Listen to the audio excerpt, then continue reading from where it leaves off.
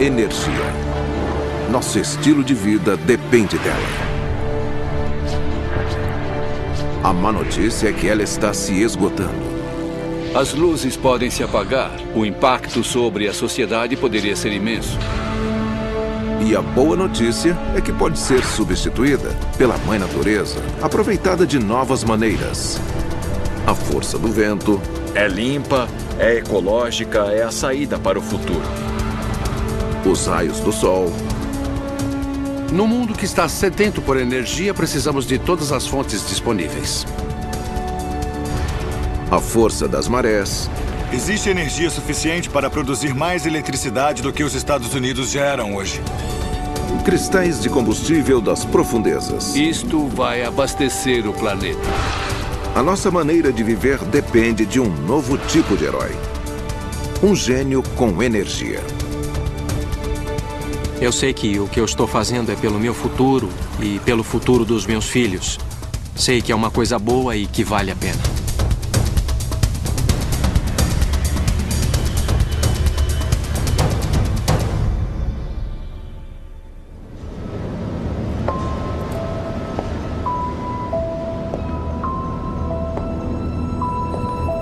Em um laboratório da College Station, no Texas, se encontra o segredo mais bem guardado do mundo energético. Um combustível detectado no espaço sideral e apenas recentemente descoberto na Terra. Estamos falando de uma das formas de energia mais concentradas que existem no planeta Terra.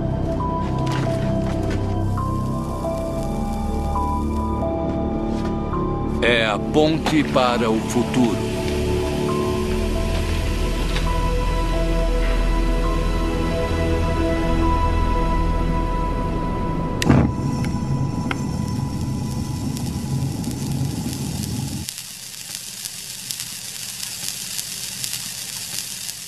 Isto é hidrato de gás. Quando o petróleo e o gás convencional se esgotarem, isto vai abastecer o planeta. Hidrato de gás é metano congelado. É abundante nas luas de Júpiter. Os cientistas estimam que nosso próprio planeta tenha mais reservas de hidrato de gás do que de carvão, petróleo e gás natural juntos. O problema é encontrá-lo.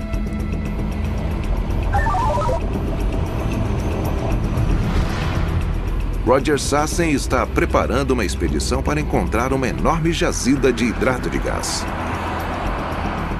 Não posso fugir do hidrato de gás. É minha sina, é meu destino neste momento. Preciso seguir nessa estrada, não tenho como escapar.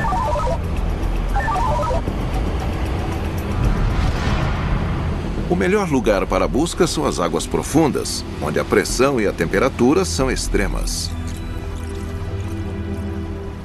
Estas condições podem ser encontradas a 160 quilômetros da costa de Nova Orleans, a cerca de 2,5 quilômetros de profundidade no fundo do Golfo do México. Essa missão é complicada. O submergível desce até 900 metros. Vamos mergulhar até 880 e trabalhar. Existem riscos envolvidos. Existe a possibilidade de encalhar. O submarino pode ficar enroscado em qualquer objeto que estiver lá no fundo, em alguma coisa que conhecemos ou que não conhecemos. Atenção 556580. A pressão que vamos enfrentar no fundo é de mais ou menos 91 quilos por centímetro quadrado. E a temperatura da água nessa profundidade é de mais ou menos 5 graus centígrados. É bem gelado. É um lugar bastante inóspito para os seres humanos. Muito bem, vamos checar a vedação. Entendido. Allen, me avise quando completar a vedação. Entendido. Vedação completa. Câmbio. Quero confirmar a posição do mergulho. Informe novamente, por favor. Mergulhando.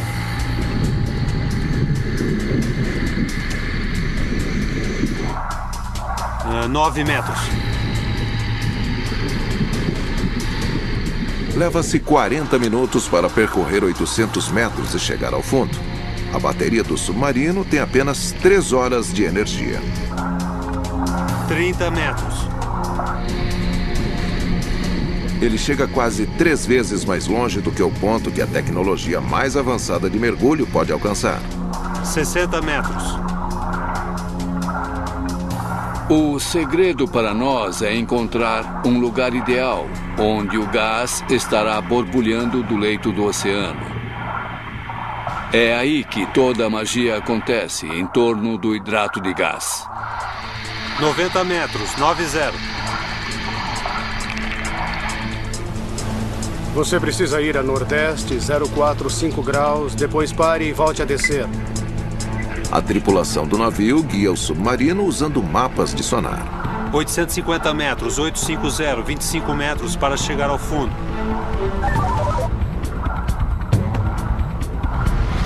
Fora da esfera, nessa profundidade, nós poderíamos ser esmagados pela pressão. Ficaríamos como carne moída. Estamos a 20 metros do fundo e vamos começar a manobrar. Lá está o fundo.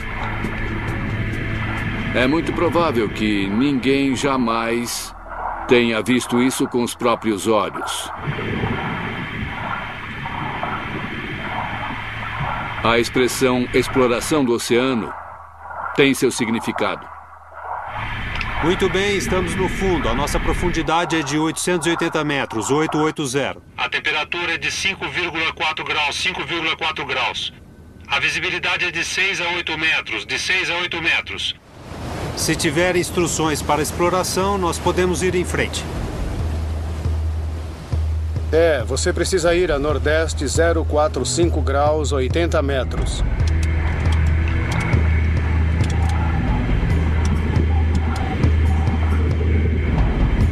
O leito do Oceano do Golfo do México é quebrado por milhares de pequenas linhas de falha. Estas fendas fazem com que o lugar seja único no planeta, já que o metano congelado aflora da crosta terrestre. A maioria dos leitos oceânicos é a mesma coisa. Uma lama marrom e lisa que não chama atenção. Mas quando se trata de uma fonte de gás, é como chegar a um oásis.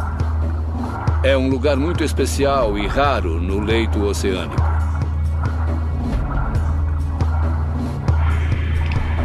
Neste ponto, encontrar uma fonte de gás é uma questão de seguir pistas.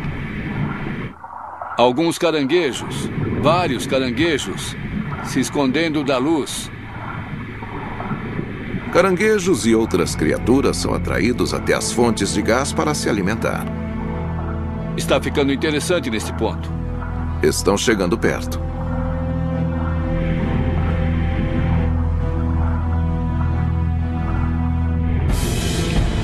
As bolhas de gás. Olhe. Está vendo as bolhas subindo? Pronto, achamos uma fonte ativa de gás. No fundo da crosta terrestre, a vida da época dos dinossauros foi esmagada e cozida. Esse gás é o que restou. Roger dá início a um experimento crucial.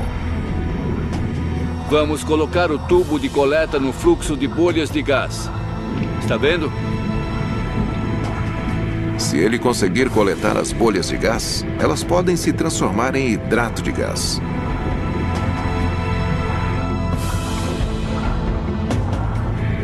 Está funcionando.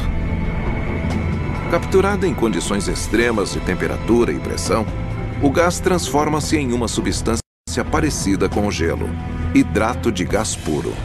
Essa vai ser a fonte de energia do futuro, quando o petróleo e o gás acabarem.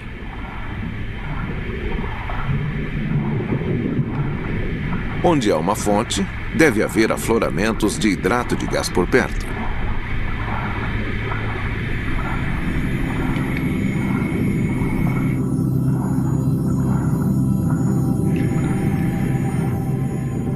Algumas rochas carbonáticas. Olha ali. Está vendo essas partes brancas? É o que estamos procurando. É um pedaço grande. É um pedaço grande de hidrato de gás. Foi para isso que eles vieram até aqui. É a maior concentração de hidrato de gás já encontrada no planeta. Deve haver umas 2 toneladas de hidrato de gás aí. É mesmo enorme. Sob a camada de lama, há uma aberração química. Hidratos são moléculas de gás aprisionadas dentro de moléculas de água. Elas são comprimidas a um tamanho 160 vezes menor do que o que teriam na superfície. A área em torno do submarino poderia fornecer energia para uma cidade de tamanho médio durante um ano. E isso é apenas a ponta do iceberg. No Golfo do México pode haver energia suficiente para abastecer os Estados Unidos por 2.000 anos. Alguns cientistas estimam que deve haver hidrato de gás suficiente na Terra para fornecer energia a toda a humanidade por 3.000 anos. Procuramos algo parecido com uma grande pepita de ouro. Queremos energia altamente concentrada na menor área possível. E foi isso o que nós encontramos aqui. A massa mais concentrada de energia de hidrato de gás jamais vista. Esse deve ter sido o mergulho mais significativo de toda a minha carreira. É o maior pedaço de hidrato de gás que eu já vi na minha vida. Encontrar depósitos abundantes é apenas o primeiro passo em uma longa estrada. Os cientistas precisam criar uma maneira de extrair hidratos de gás sem prejudicar a vida marinha. Depois, o verdadeiro trabalho começa: transformar os hidratos em energia limpa. Como qualquer combustível fóssil, os hidratos emitem gases de efeito estufa quando queimados. Estes gases precisam ser controlados antes que o hidrato forneça energia às nossas casas.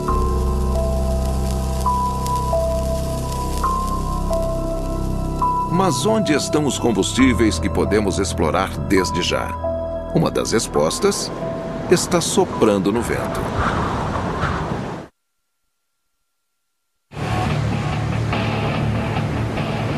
A Europa tem apenas uma grande fonte de petróleo e gás: o Mar do Norte.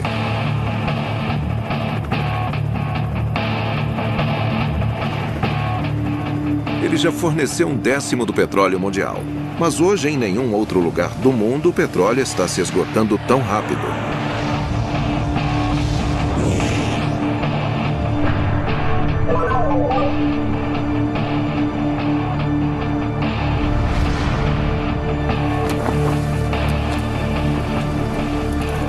Mas o Mar do Norte contém outro tipo de energia: abundante, renovável e limpa.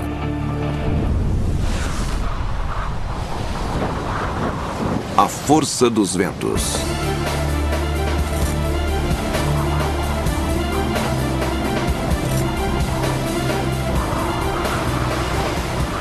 Quando eu navego num barco tão lindo quanto este, num dia assim, sinto que estou no meu lugar favorito no planeta.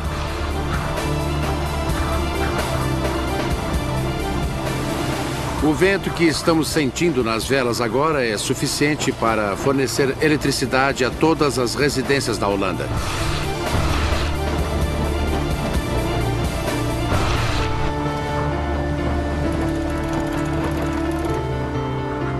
Uma das coisas que eu gostaria de ver é uma parcela maior do mundo utilizando energia eólica.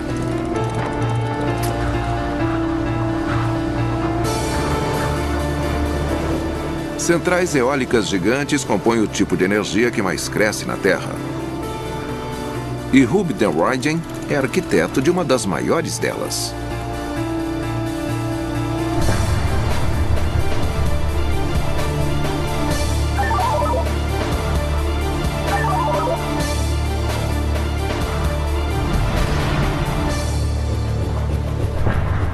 Essa central eólica tem tecnologia de ponta.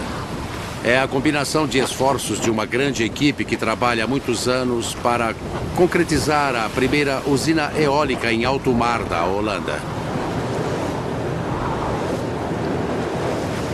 Essa monumental façanha da engenharia começa em terra firme.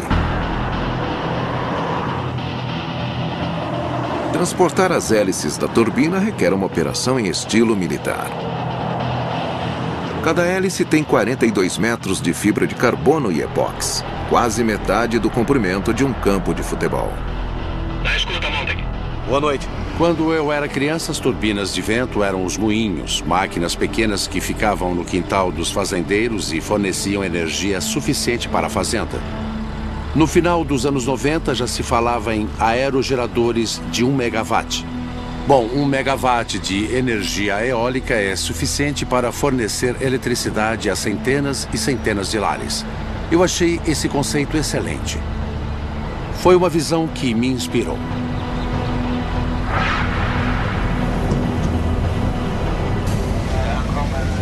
Para trabalhar em um dos mares mais agitados do mundo, as equipes precisam de uma plataforma estável.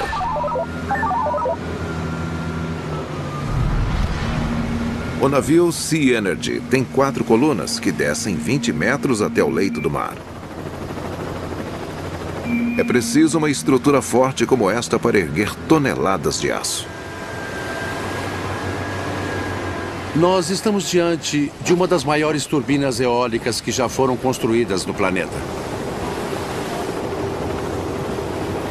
Cerca de 30 metros da torre são fincados no leito de rocha no fundo do mar. Outros 20 metros ficam submersos. Os 65 metros restantes erguem-se em direção ao céu. As turbinas precisam ser grandes porque o tamanho importa nesse ramo. O resultado é eficiência e potência. E ficando alta no céu, onde o vento sopra mais forte e também é mais constante, a energia é gerada com mais eficiência. É por isso que as torres das turbinas têm que ser tão altas. Manobrar essas gigantescas torres de aço no meio do oceano é perigoso.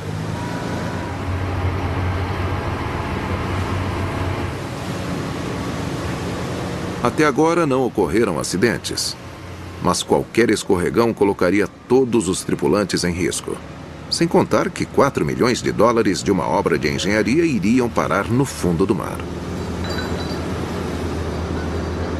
Devido a estes riscos, foi escolhido um contramestre que conhece o oceano. Nós tentamos fixar as fundações. E acontece muita oscilação nessa hora. Então o guindaste e o navio inteiro ficam balançando um pouco. Por isso estamos dançando um pouquinho agora.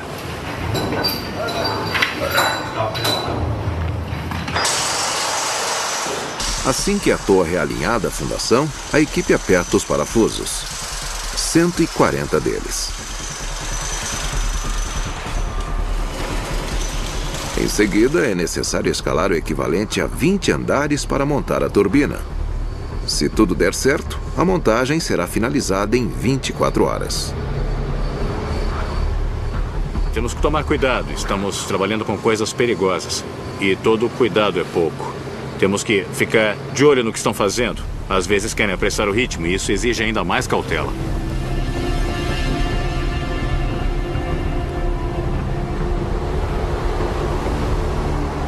Em dias calmos, as turbinas são montadas dentro do cronograma. Mas no Mar do Norte, o clima é instável.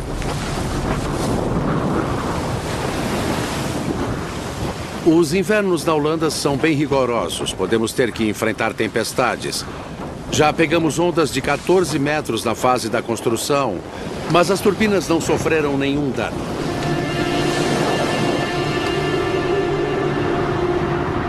O Mar do Norte é famoso por sua fúria. Mas o tempo ruim é o que os traz até aqui. Quando os ventos quentes da corrente do Golfo colidem com o ar gelado do Ártico, geram turbulência. Os ventos sopram a velocidades altíssimas.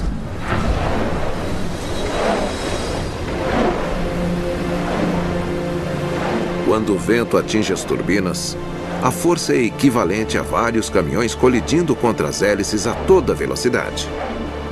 Dentro do gerador, a fiação gira em alta velocidade em um campo magnético. Resultado: eletricidade. Cada turbina é capaz de abastecer 3.000 lares. Elas parecem muito simples do lado de fora e são tão simples quanto aviões. O motor de um avião é feito com alta tecnologia. O mesmo acontece com essas turbinas.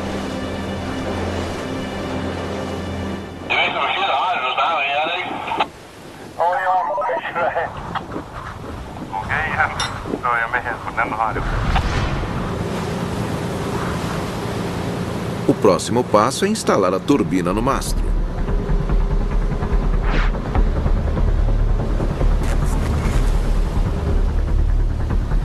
O operador do guindaste precisa alinhar a carga com precisão milimétrica.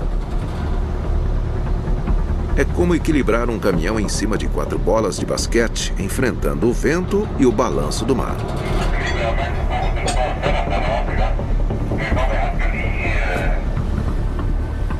A tarefa final é a mais difícil e perigosa: encaixar a última hélice no motor.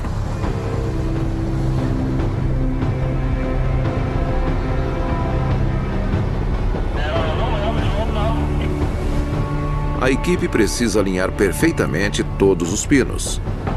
Se um único pino entortar, a turbina inteira terá que ser removida e levada de volta à terra firme.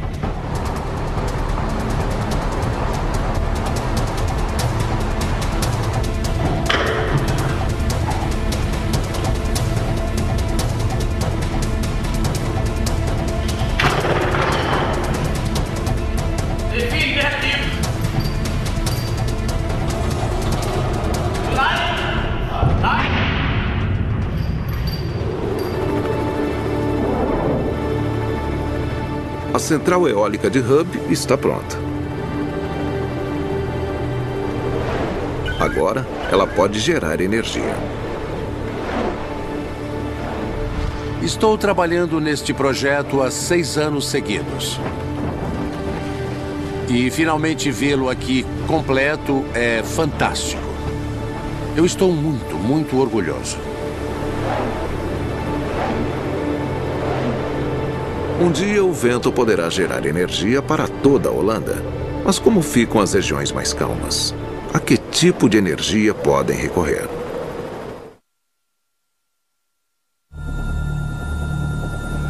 A grande metrópole espanja energia.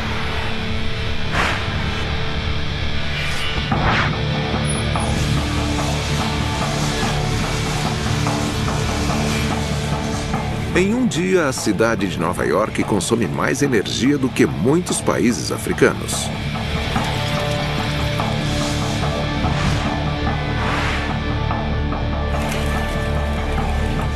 Hoje, a Greesteeds, uma rede de supermercados reconhecida por sua comida caseira, será cobaia em um experimento para a criação de energia caseira. Eu não sei se é essa fase ou as experiências que eu tive que me levaram ao ponto de querer fazer alguma coisa boa na vida. Eu quero fazer algo importante, contribuir de alguma forma. Achamos que o que está acontecendo hoje é o primeiro passo para fazer coisas profundamente diferentes que vão causar um grande bem para todo o planeta.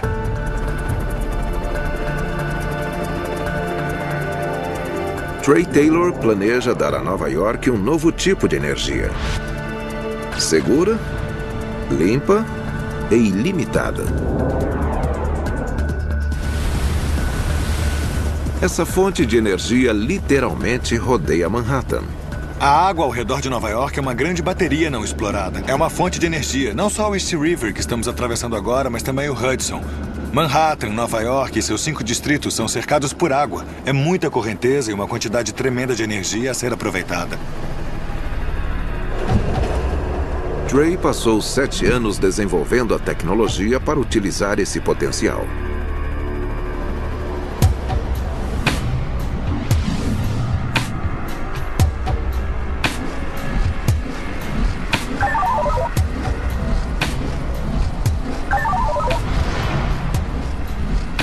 Cada turbina vai gerar 35 kW. É o suficiente para abastecer 20 residências durante um ano. Esse sistema é formado por turbinas submarinas. Elas usam a força das correntezas para gerar eletricidade. Isso nunca foi feito antes. Com essas 2 primeiras turbinas, mais as 4 seguintes, vamos criar a primeira central de turbinas submarinas para produzir eletricidade. Se continuarmos assim, Nova York vai ser a primeira grande cidade do mundo com energia renovável. As turbinas de Trey serão inauguradas na costa da ilha Roosevelt. É uma parceria entre o estado de Nova York e a iniciativa privada.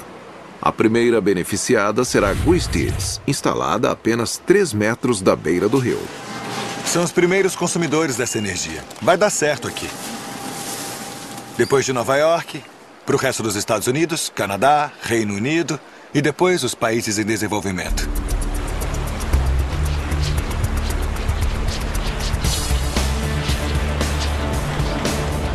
Eles começaram ancorando uma balsa que pode submergir colunas no rio e erguer-se acima da superfície. Uma plataforma segura para se trabalhar. Ela é necessária. Os marinheiros holandeses chamaram este canal de Portal do Inferno. A cada 6 horas, a força gravitacional da Lua impulsiona as marés para dentro do East River. Para Trey, é tanto uma bênção quanto uma maldição. As correntes se movem a mais ou menos 4 nós. É mais ou menos a velocidade de um veleiro. Quando a pessoa não está acostumada com a água, pode ficar assustada com esse tipo de coisa. A correnteza é veloz. Para nós, isso é muito bom. Tem muita energia nessa água. 2 mergulhadores vão fixar as turbinas em suas fundações no leito do rio. Só é seguro mergulhar entre as marés quando a água fica brevemente calma. Esse período dura menos de 1 hora.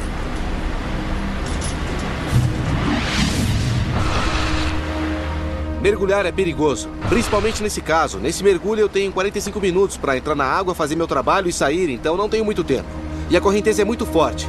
Como há muitos sedimentos na água, a visibilidade é baixa. É muito escuro no fundo, um verdadeiro breu.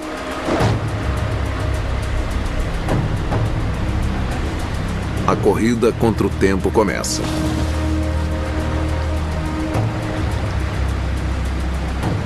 Se os mergulhadores não terminarem a tempo, podem ser arrastados juntamente com as turbinas.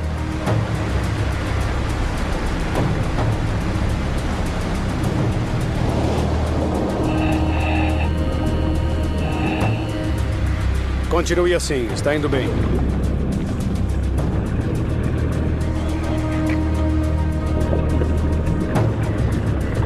A 4,5 metros de profundidade, a visibilidade é de uma braçada. Pronto, estou no fundo.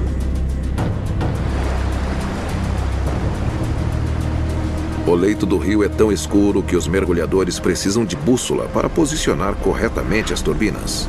Os 2 pinos estão a mais ou menos 2, 4, 5. Câmbio. 2, 2, 5. 2, 4, 5. 2, 4, 5. Tá. Pode parar, pode parar. É isso mesmo. Com mais de 4 toneladas de aço sobre a cabeça, é um momento delicado para todos. Suba um pouquinho. Vire um pouquinho para a esquerda, câmbio. Entendido. É arriscado. Se a turbina se soltar e mudar de direção, ou se a correnteza ficar forte, ela pode girar, atingir o mergulhador e machucá-lo. Só um pouquinho para baixo, câmbio. Pode parar. Pode. Pronto. A turbina número 1 está no lugar. Maravilha. Metade da batalha foi vencida. Agora falta gerar eletricidade. A correnteza está crescendo.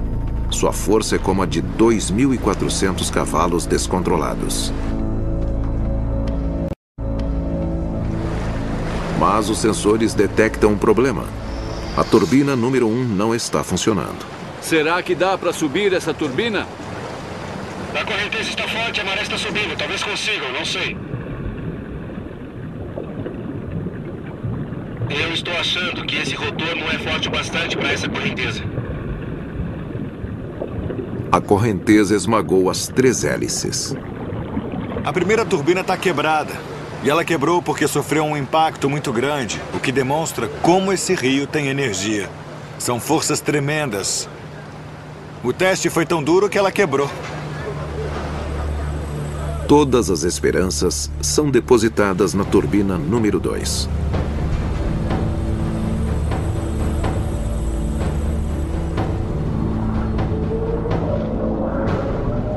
A maré muda e a correnteza acaba ganhando velocidade. Está funcionando.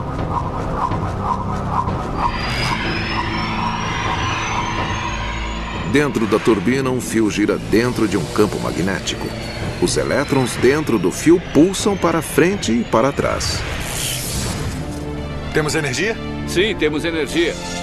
E sem interrupção, fornece energia para o supermercado Guistids. Parabéns, gente! A energia da loja agora vem da correnteza. Eu acredito que as marés geram energia. A não ser que a lua desabe do céu, teremos energia. Esse é um aspecto muito importante dessa loja. É revolucionário. Isso é o futuro. Hora de comemorar com um brinde.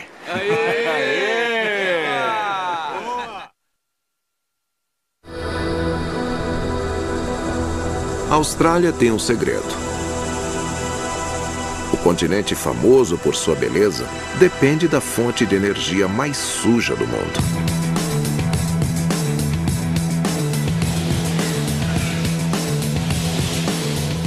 Todas as cidades australianas são movidas a carvão.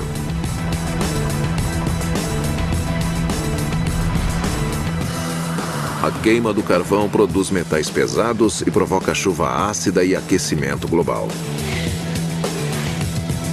E um australiano consome mais carvão do que qualquer outra pessoa no mundo. A Austrália precisa de ajuda para funcionar de forma limpa. Esta ajuda está em seu próprio quintal.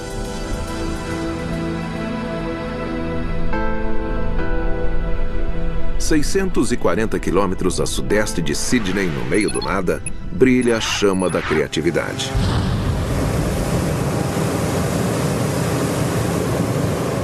Neste recanto solitário do interior australiano, criar energia limpa é o sonho de um homem. Esse sonho se transformou em paixão. E a paixão se transformou numa obsessão quase doentia.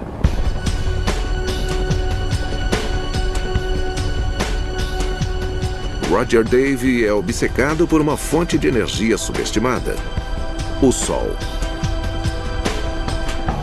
Aqui o Sol brilha tanto que está até no nome da região.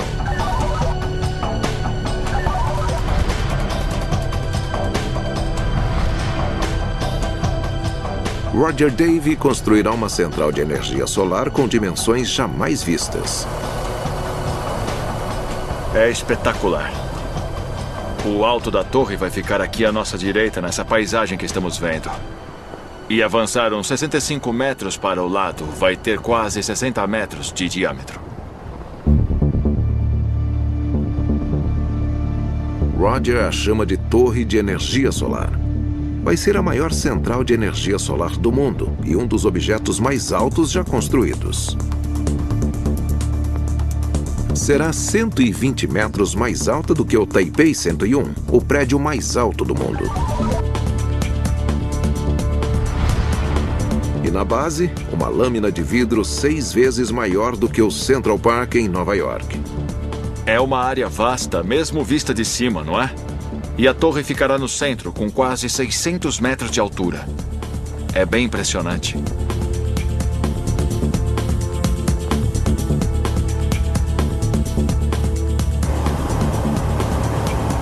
Ao contrário das usinas solares tradicionais, a torre de Roger é alimentada pelo mesmo princípio que mantém esse balão flutuando: a subida do ar quente.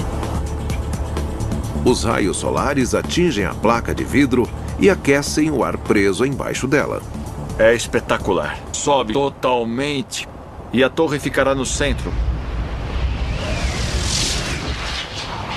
É como acender uma fogueira em um dia frio, quando a fumaça sobe pela chaminé. Aqui o ar quente passa pelas turbinas. As turbinas giram e ativam os geradores que fornecem eletricidade. Na verdade, eu acho que é o santo graal da energia renovável. A energia é levada a uma subestação a apenas 8 quilômetros de distância. A torre produzirá energia suficiente para abastecer 100 mil lares, sem queimar uma única pedra de carvão. O efeito na qualidade do ar é equivalente a tirar 90 mil carros de circulação. É limpa, é ecológica, é a saída para o futuro. As pessoas começaram a pensar em meio ambiente, começaram a se preocupar com a qualidade do ar e com as emissões dos combustíveis fósseis. Se as emissões diminuírem totalmente, ou pelo menos em parte, vamos ajudar as gerações futuras, vamos reduzir as mudanças climáticas e até o aquecimento global. Na Austrália, querem aproveitar o sol. No Reino Unido, estão criando um sol aqui na Terra.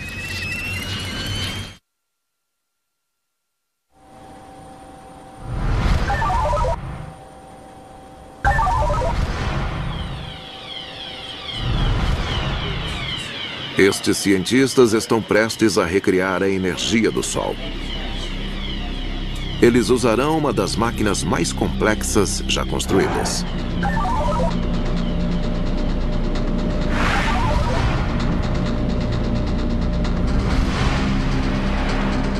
Comparado apenas à Estação Espacial da NASA, este é o maior projeto científico do mundo. Milhares de pesquisadores levaram 29 anos para construí-lo.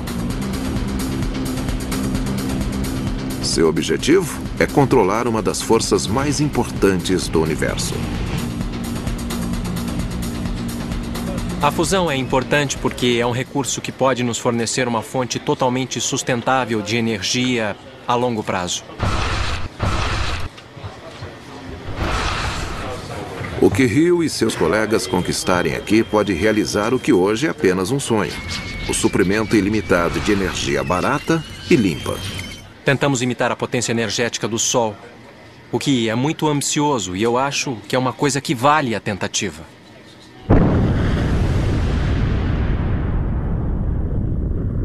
Em 1945, o mundo descobriu a força da divisão do átomo.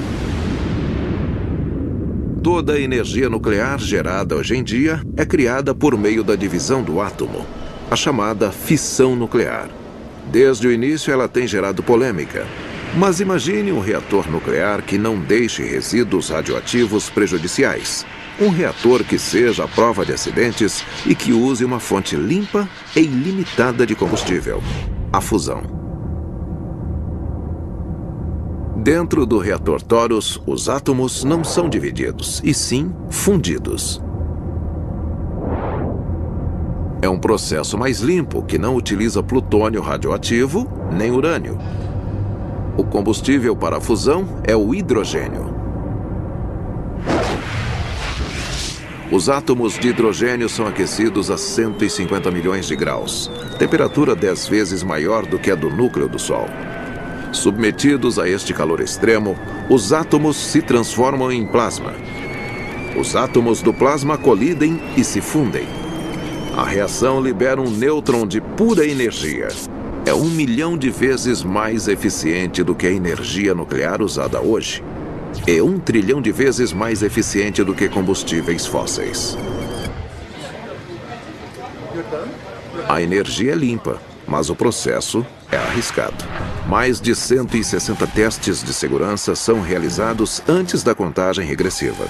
Se algum deles falhar, as forças contidas dentro da máquina podem escapar. Tudo que fazemos tem que ser verificado para sabermos se está tudo certo. Não podemos cometer nenhum erro. E isso é meio estressante às vezes.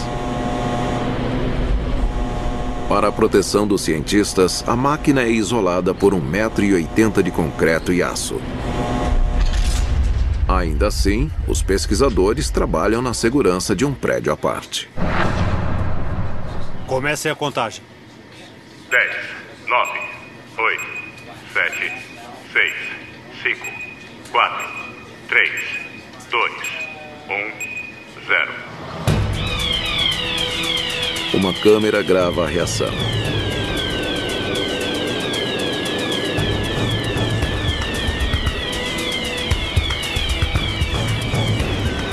A luz brilhante é o plasma aquecido a 150 milhões de graus. A reação produz energia, como acontece no Sol.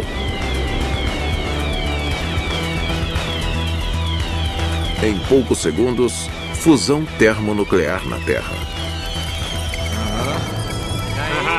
Muito bom. Maravilha. Foi ótimo. Ótimo. Foi ótimo. Funcionou exatamente como previsto. Foi perfeito. Eu tô feliz. Acho que os coordenadores científicos estão felizes. Dá pra ver o pessoal sorrindo e isso é muito bom.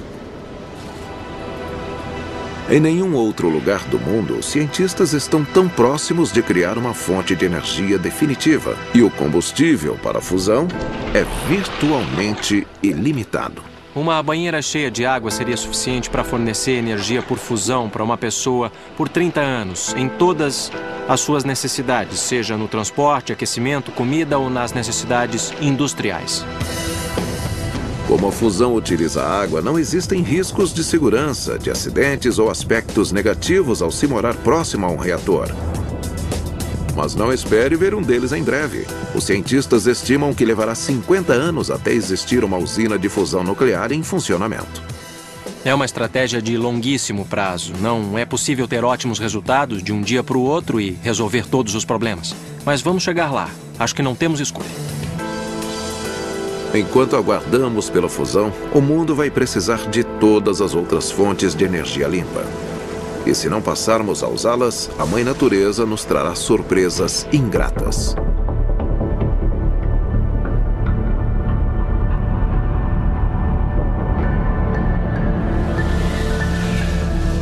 Quanto tempo falta para os combustíveis acabarem? Petróleo e gás baratos ainda podem durar décadas. O carvão pode durar séculos. Mas há outro motivo de preocupação.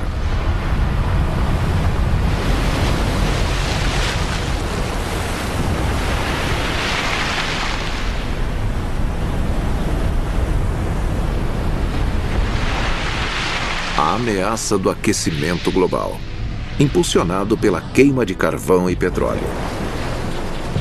As consequências: tempestades,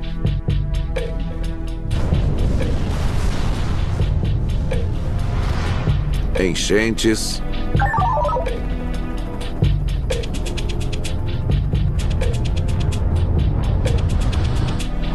secas.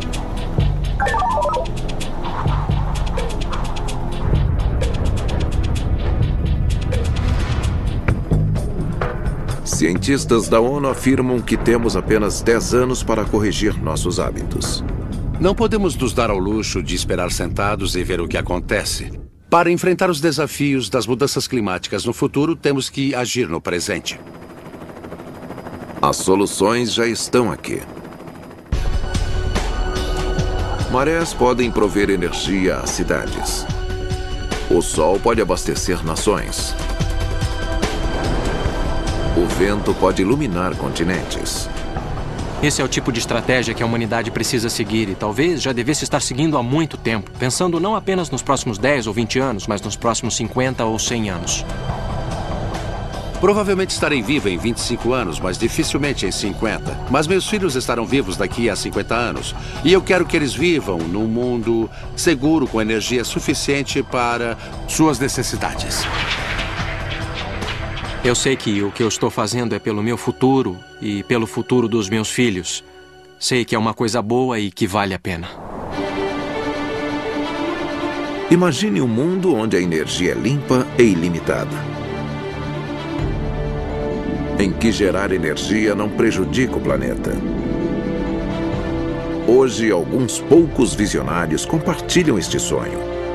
Amanhã, o sonho pode se tornar realidade para todos nós.